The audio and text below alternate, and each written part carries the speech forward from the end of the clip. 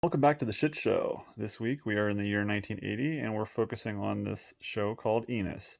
It is a spin off of The Dukes of Hazzard, starring Sonny Schroyer as his character Enos Strait, the dundering sidekick of Roscoe Pete Coltrane from Hazard County, Georgia. And he stars as his own character in his own show. Because why wouldn't you want to give him his own show? I mean, you've had so many other good characters. You could have given Daisy a show, but no, we don't want to give her a show. People might want to watch that. Instead, let's give Enos his own show. I mean, he's just overwhelmed with, likability and uh, tension there. You could definitely follow along with his story. Anyway, um, obviously it's Sonny Schroyer as Enos Strait. He catches a bad guy in a quicksand pit, somebody that's on a most wanted list, and he gets national attention for it, mainly from the LAPD. And they send a letter to him and say that they want to hire him to bring him to Los Angeles to work cases there.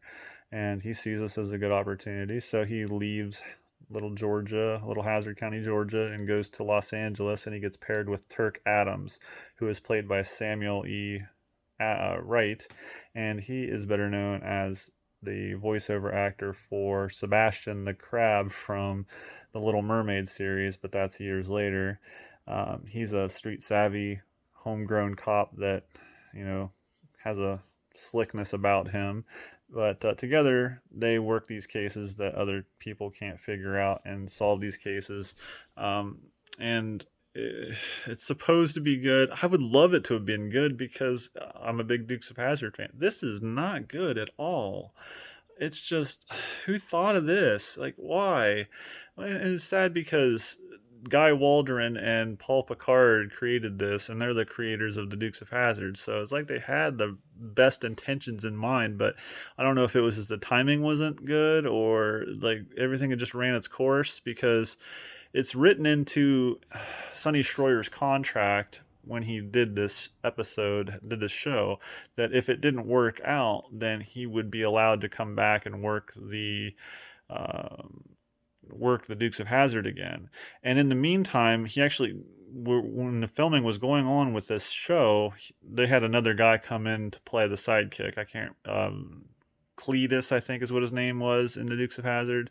Another character came in and was the sidekick while Enos was away, and it was known in the show that Enos went to Los Angeles to be a police officer, and then he came back after the show sucked so bad that they didn't even bring another season in. This ran for 18 episodes from November 12th, 1980 through the middle of May in 1981, and there's 18 episodes, and they ran all of them. They're 60 minutes apiece, and they were directed by multiple people, but many of the same people who directed episodes of The Dukes of Hazzard. They actually went as far as to bring in guest stars from The Dukes of Hazzard to Los Angeles to be on the show with Enos. Daisy is in an episode, Roscoe's in an episode, and Uncle Jesse's in an episode. But it just wasn't enough to make people interested in watching this. Again, I think maybe the timing was just bad, or maybe this was in the Coy and Vance era of the Dukes of Hazzard, which was just garbage, and nobody wanted to watch that either.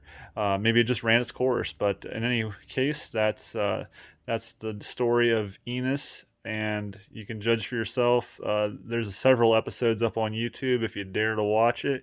It's pretty terrible. We'll see you next week.